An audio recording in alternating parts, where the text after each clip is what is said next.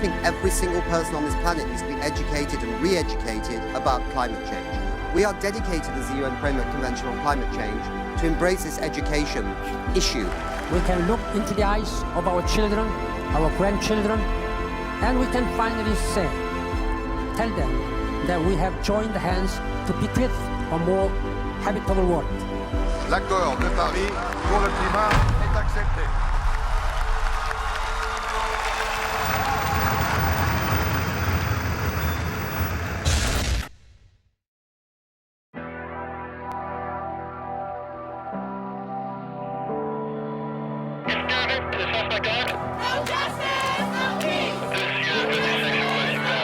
State Congress voted to ban abortion. Universally located. Global temperatures rise. The effects on social media on Generation Z. To avoid catastrophe, rising sea levels, and dying coral reefs, the epicenter of a global pandemic. No exception for rape or incest.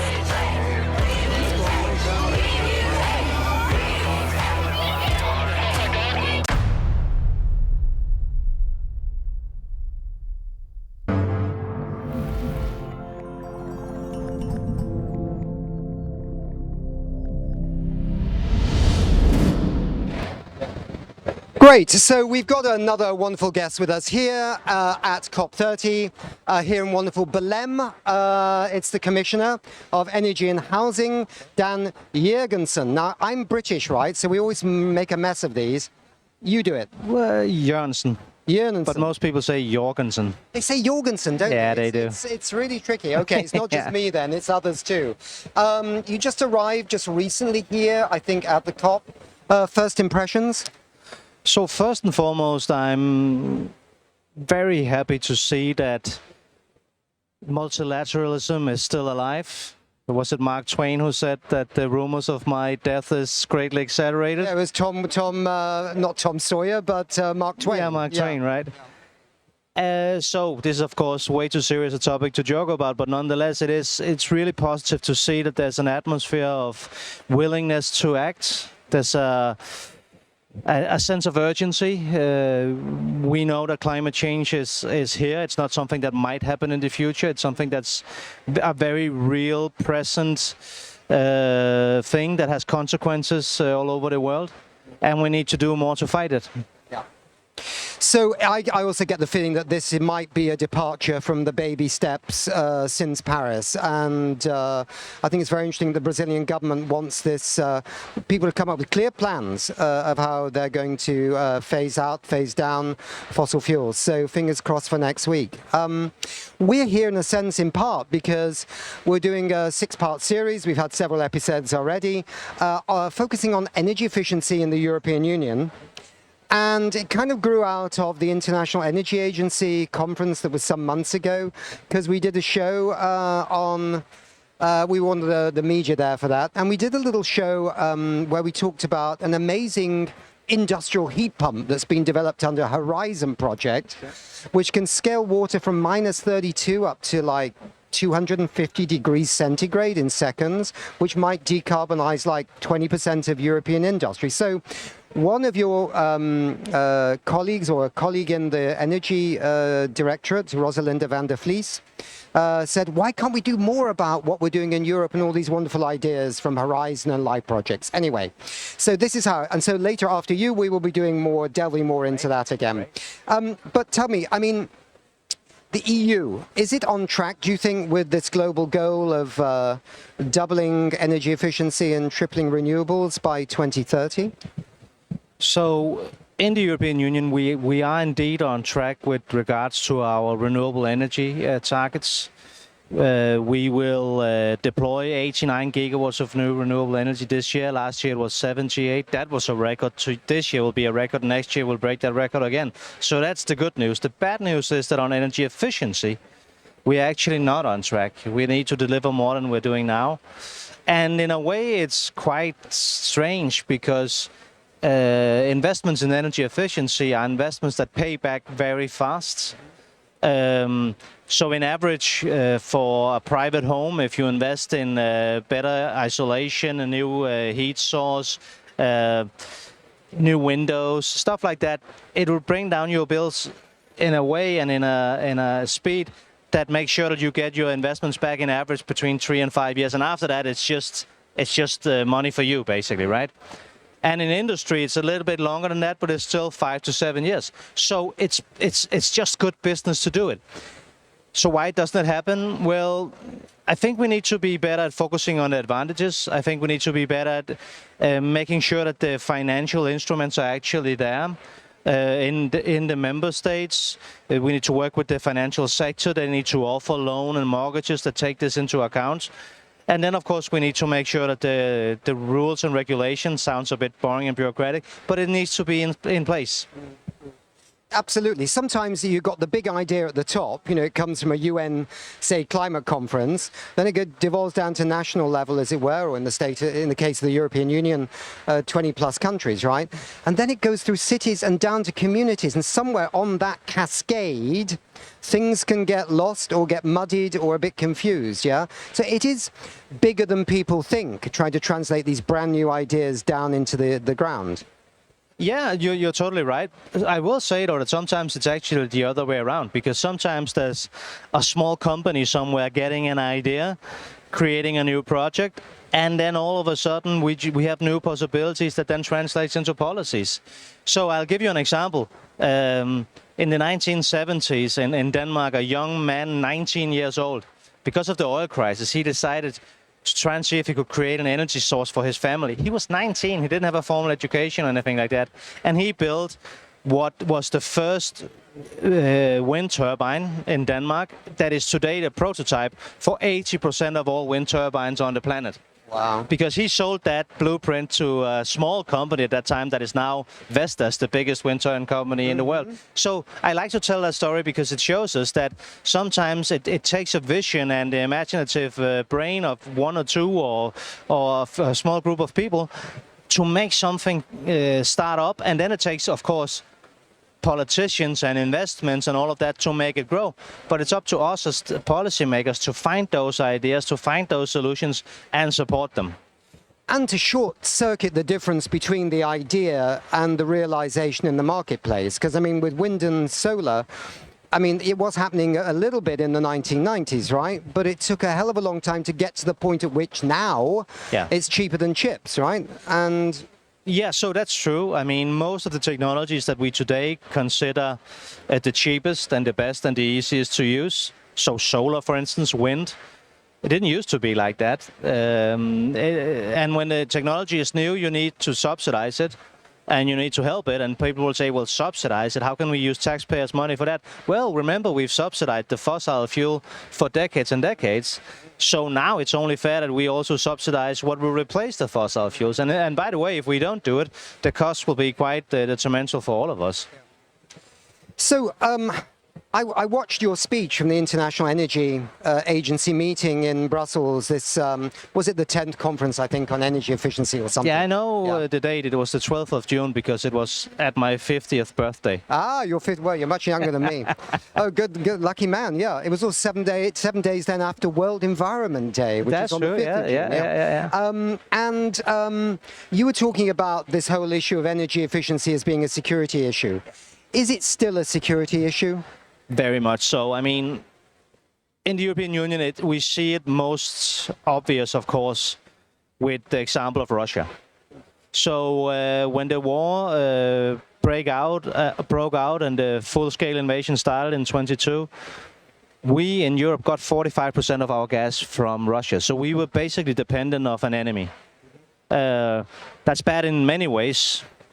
Putin could have decided to close the taps and we would have gone into an economic recession. On the other hand, he didn't, so we continued to buy Russian gas, and that meant that we indirectly helped finance his war.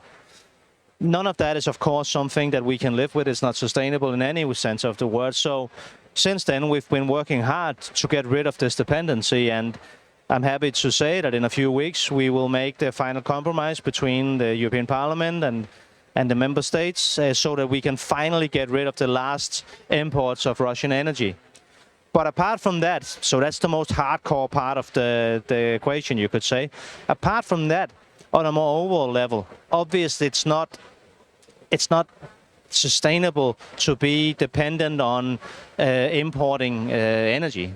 Because if you don't have energy security, you don't have security. And this means that we need to diversify whoever it is that we buy energy from. But the best strategy really is to create your own energy. And that's why renewables is at the core and the center of what we do.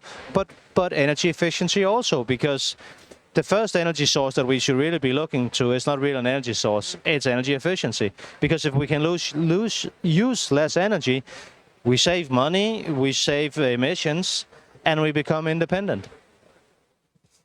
I'm sure you've got a lot more on your plate than thinking about these European Union, European Commission supported Horizon and Life projects.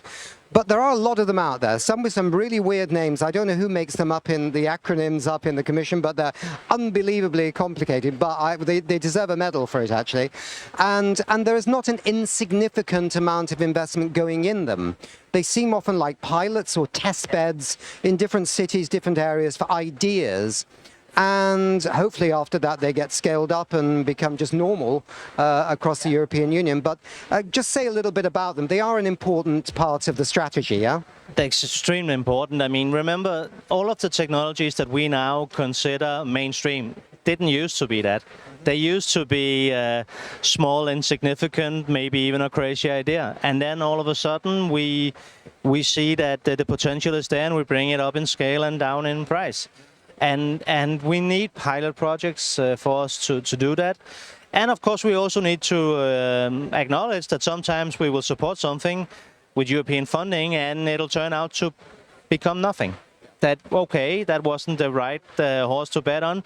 But then when we support a lot of different projects, the chances are that we will actually then end up supporting what will then be the solution of the future. Good. So I've enjoyed finding out about them. And on this series we are having some really good examples of things that are both practical and very innovative as well. So that. Last question. You're a busy chap. You're at the COP. I think everybody's talking here a little bit about what happened in the European Parliament the other day. And the Financial Times, which is a pro-climate action newspaper, expressed some deep concern that this might start paralyzing Europe's ability to move forward on the climate agenda.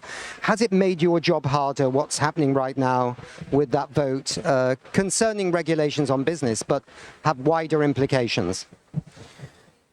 Well, so it's clear that we have disagreements in the Union, not only in the Parliament, also amongst member states. And from my perspective, representing the Commission, my job is, and our job is to make sure that we put forward the proposals for the legislation that we think is needed, and then after that, help make compromises. So, yes, there are differences of opinion, and yes, some would even say conflicts, and that is of course not ideal in a situation where we need to act fast to fight climate change, fast to become energy independent, and fast to bring down energy prices. But I will leave you with a final, more positive note, because I mentioned it earlier, we are actually at the brink of having a compromise now on something that is also a very difficult question, which is to finally ban the import of Russian energy. This is not without consequences, it's not easy, but we do it now. And this means that we can finally say no to Putin. No, we will no longer let you blackmail our countries. No, we will no longer help to indirectly finance your war. Yes, we will stand on our own legs and produce our own energy. Thank you very much indeed, Commissioner. It's been lovely to have you with us. I know you're a busy chap, so you're going to have to go. But that was really great to see you, and we're going to leave it there. Thank you.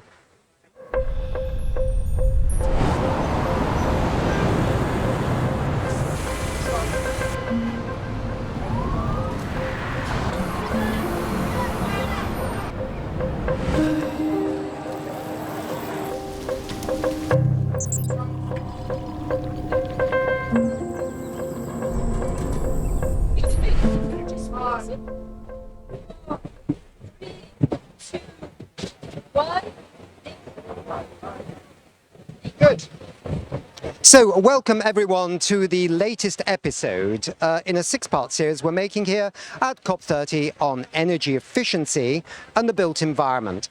And we're also focusing quite a bit on the Horizon and also the LIFE projects, Horizon being more sort of innovation projects and LIFE being more kind of environment projects that are also helping the European Union to innovate on this topic of energy efficiency and energy generally.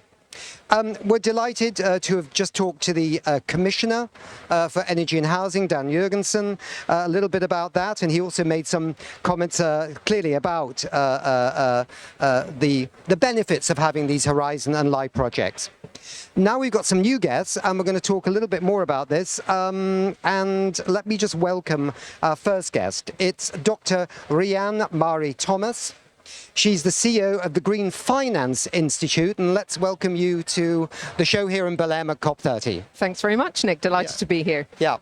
The conditions are not perfect here, so it's very noisy in the studio, isn't it, with all the air conditioners blasting out. I hope they're environmentally friendly, but we'll keep our fingers crossed. Rhian, tell the audience a little bit, what is the Green Finance Institute and its relevance for decarbonising the built environment? Well, thanks very much for the opportunity to showcase some of our work. The Green Finance Institute, we're now 6 years old.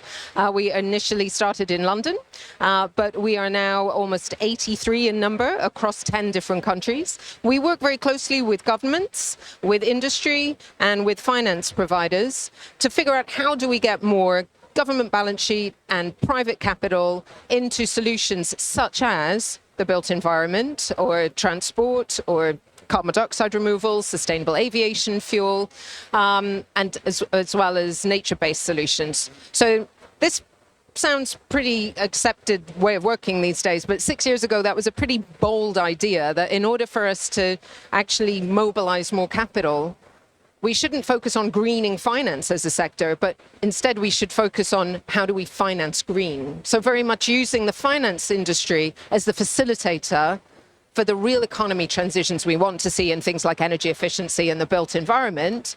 And I use the word facilitator very advisedly because obviously the policymakers are the enabler and we need to work hand in hand with them, which is why coming to COP is so important, because this is where you actually bring together those different stakeholders and actually have those conversations and have those collaborations and actually move forward.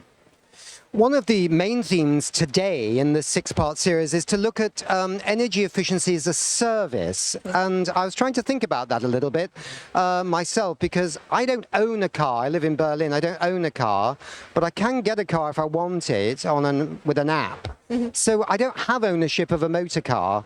I don't think this is exactly a perfect example, but there is this sense of not owning things, but sort of borrowing them, leasing them, whatever. Is this an emerging idea in the built environment and energy efficiency? That's a great analogy, actually. It's perfect in that rather than actually owning the infrastructure for your home or for your business, actually, you actually lease the energy. So the way it would work in a residential setting, for example, is you pay a predictable fee every month for an energy service provider to provide you with a comfortable home. So in times of unpredictable energy prices, you can see the appeal to that.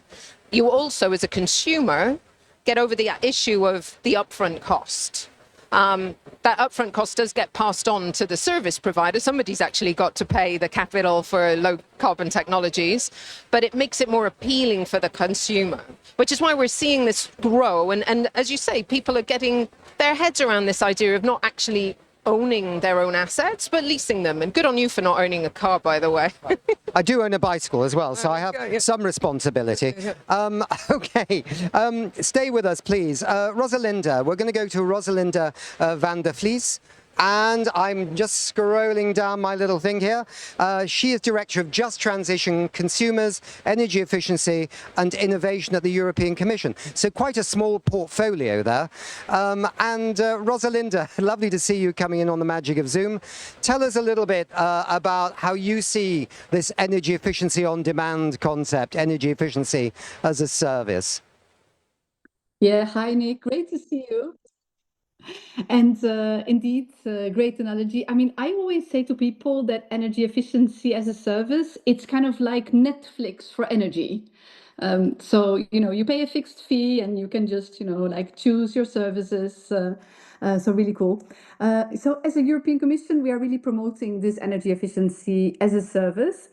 We have enshrined it in our EU legislation. So we really encourage our member states as well to make sure that there is an enabling framework for energy service providers to really make sure that they can provide these services. And the idea is really that, you know, much more people are starting to, you know, see energy also as a service and not something that they need to basically purchase big heat pumps or other things in their houses.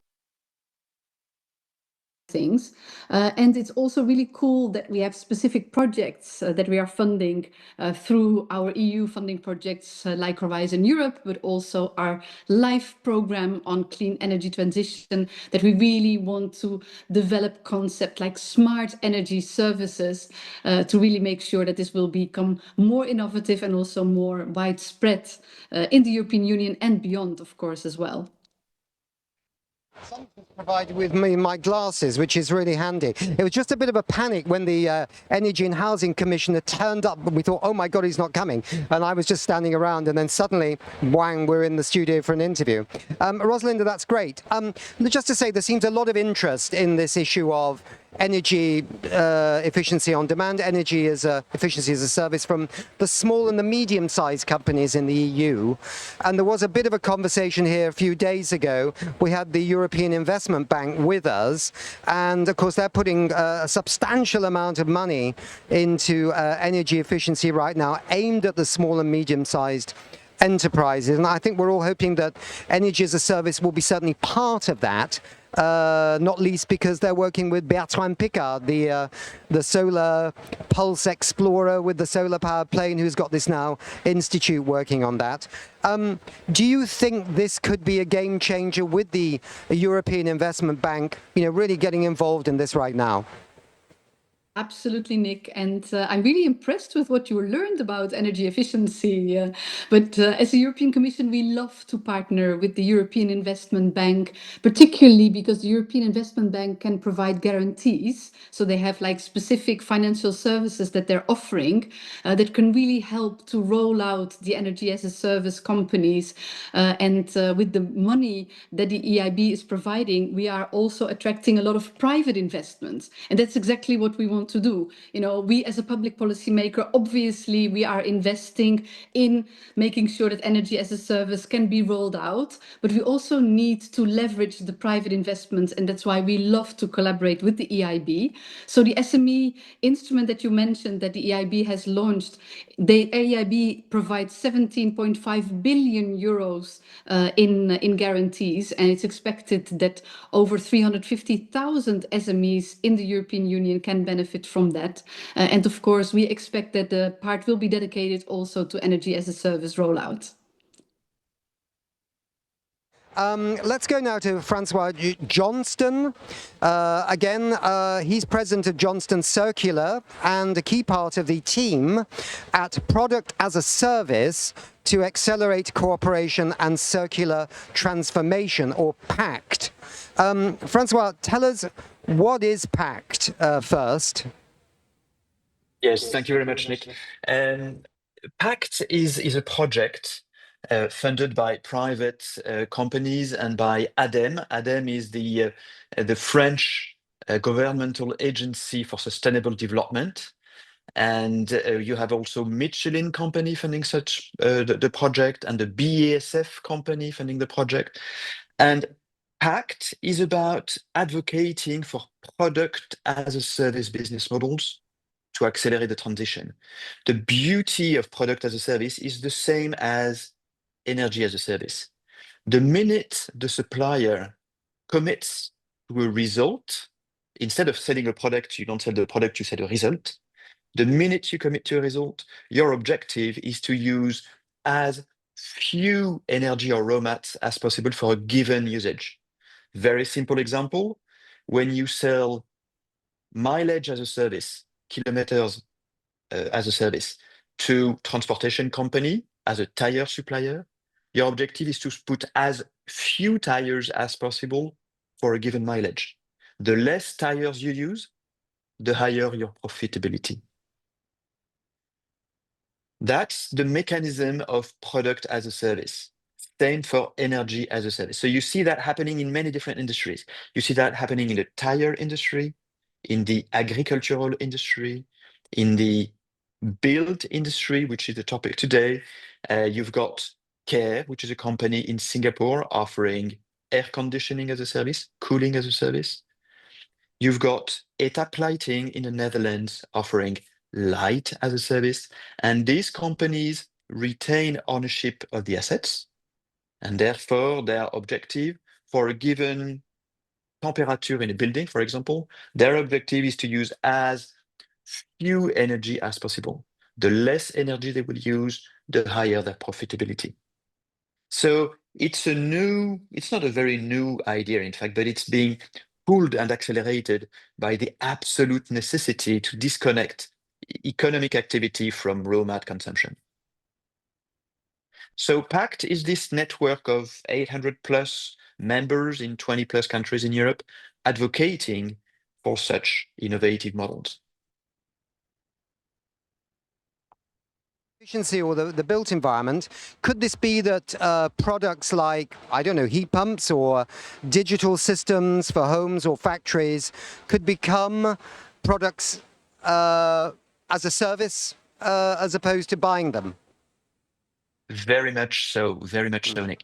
I'll give you an example of a companies producing dehydrators, okay, for the industry. So they're selling dehydrators machines to nuclear power plants or to companies producing whatever goods, where they need to control the air in the workshops.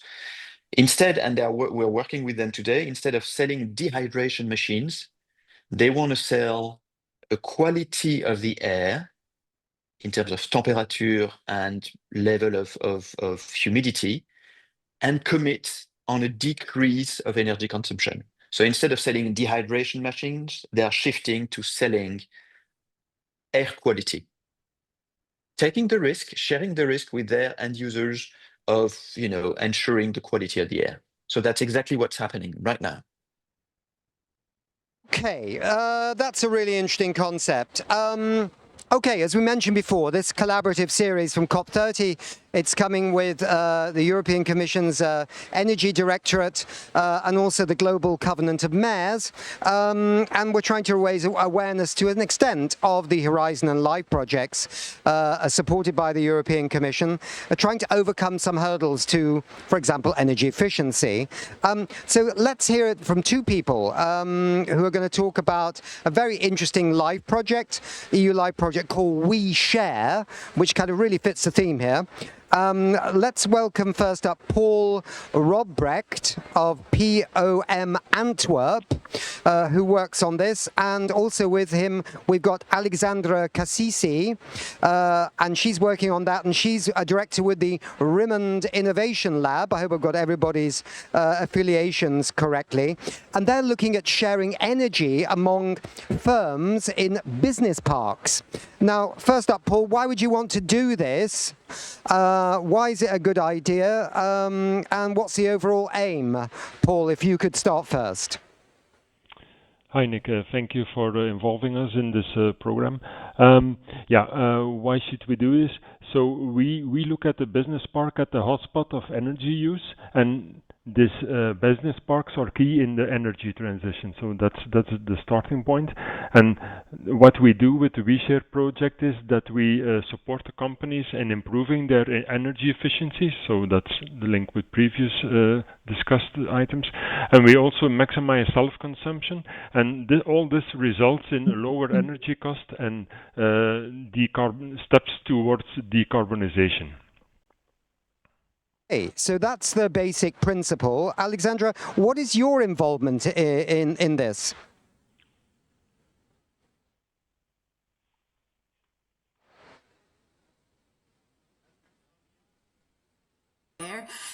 I am the director of RIMOND Innovation Lab. RIMOND is an engineering, construction and technology company. We like to be challenged with really landmark projects, and we strongly believe that energy can change our point of view in terms of efficiency of construction. We are the coordinators of WeShare, and we are somehow trusting the model of a scalable and replicable business energy community. We see energy community as a pivotal model for the energy transition. This project has been financed, as you said, by the European Commission through the LIFE program with almost 2 million euros. We have 8 partners involved across Belgium, Portugal, and Spain, and we are representing businesses, industry, and also the public actors involved. Let's say we really see the future of energy as collaborative, as local, for a regeneration. So this is what we aim to do. If you want, I can just mention a few numbers for illustrating the impact of our projects. Through our business community, we want to avoid 2,700 tons of CO2 production, and we aim to produce locally 10 gigawatt hours of renewable energy. So this for us is really a strong impact and a very challenging project. Lovely, thank you. Now, I was trying to Google yesterday how many business parks there are in the European Union, and I kind of gave up. There seemed to be a lot, let's put it that way. I mean, the potential for this is actually quite huge, right? You're doing something in Antwerp, I know, Paul, but there are obviously these other locations in other countries. But the European Union itself has loads and loads and loads of business parks.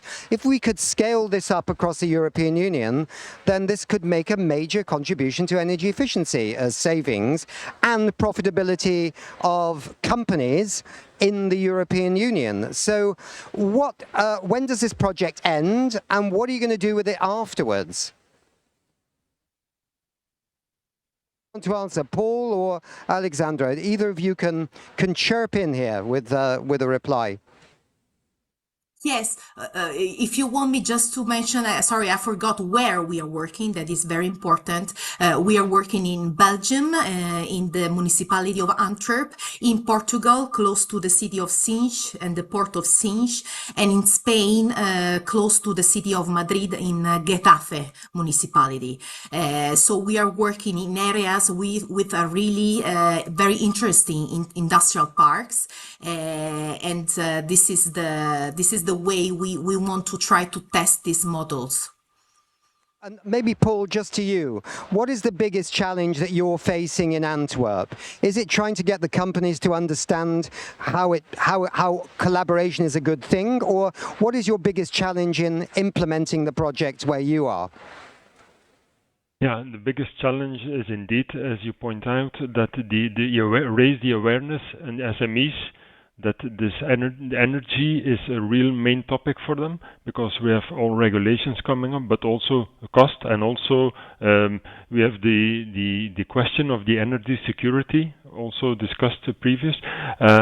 So this is really important to face this, and we think that and we prove it with our pilot cases, that we really can reduce the use of the fossil fuels, because of this project we maximize the self-consumption of the companies of their own locally produced renewable energy, and what they have in excess they can share in an energy community throughout the local ecosystem. So it means that the complete business park becomes more independent of the regular, let's say, grid.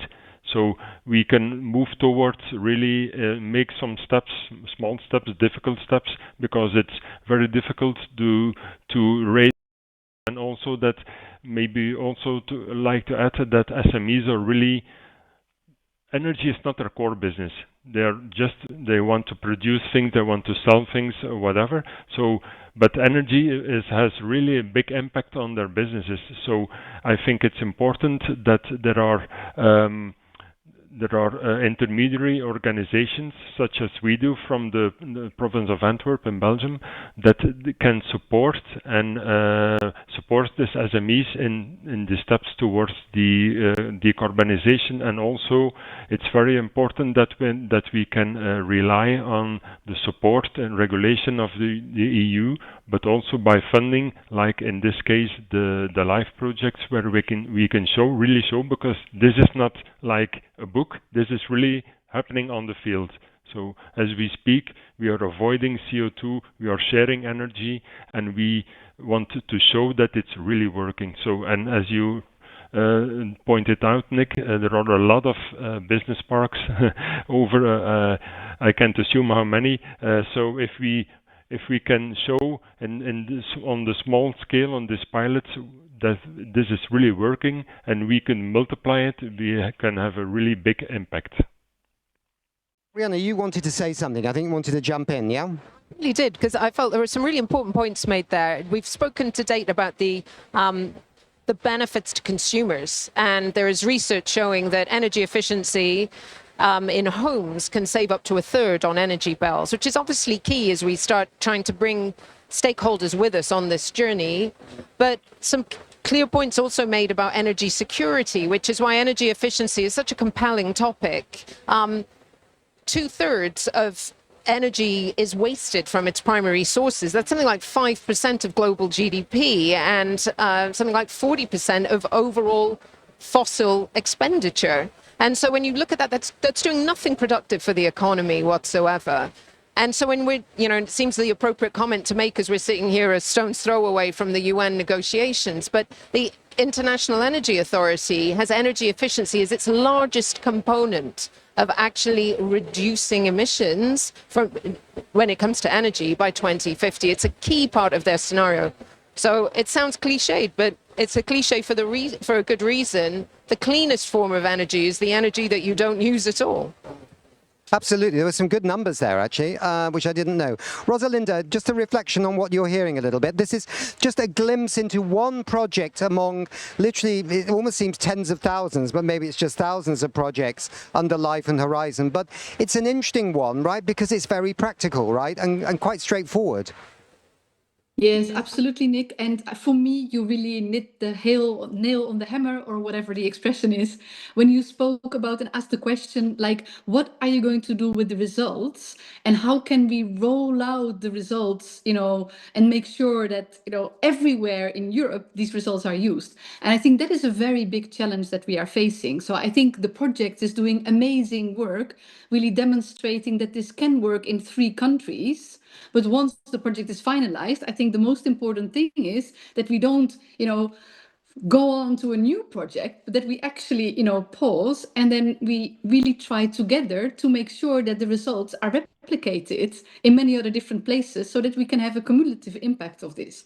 And I think this is a big challenge, and that's why I think it's so important that we talk about these projects, we raise awareness, and then also maybe some other governments that may be watching today are thinking, hey, this is really great what's going on, in Antwerp.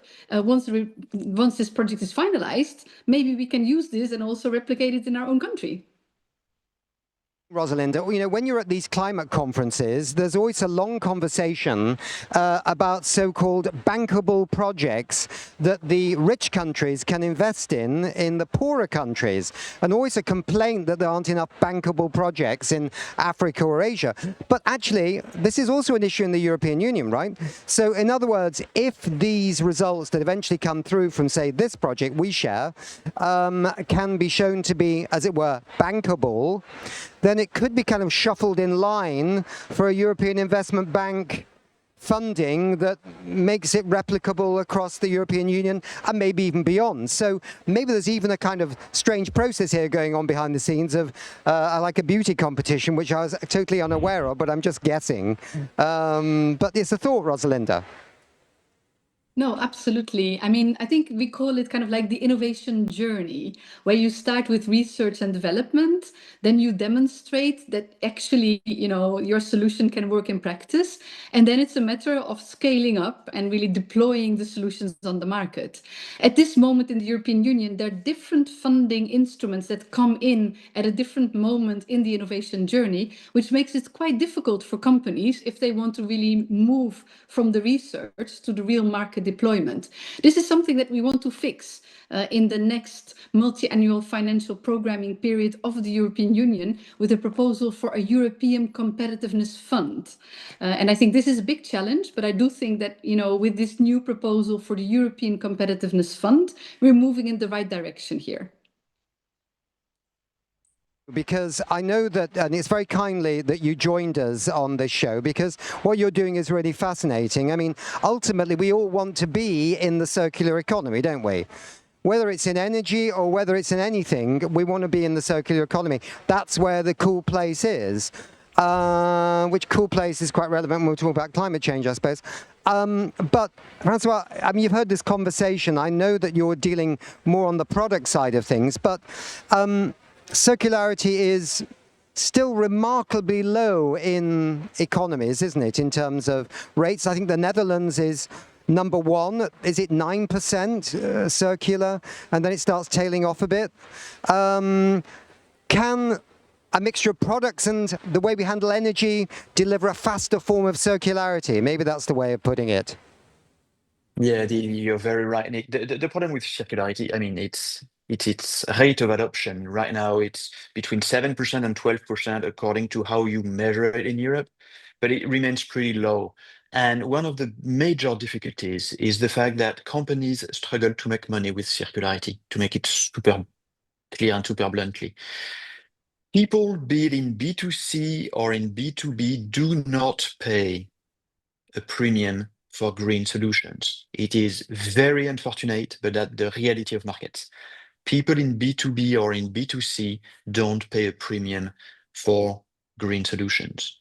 So companies have to struggle with that and to find innovative ways to bring value to consumers or to end users and to improve their environmental footprint. And this is exactly what energy as a service or product as a service is doing, because you're not selling green solutions, you're selling a better life, easy to use, peace of mind. I mean, when Michelin is selling euros per kilometer instead of selling tires, it's not just another way to put products on the market, it's a way to commit towards safety and peace of mind for transportation companies. When, I don't know, ETAP Lighting is selling light as a service, they're not selling just green solutions, they are selling complete peace of mind solutions for their end users.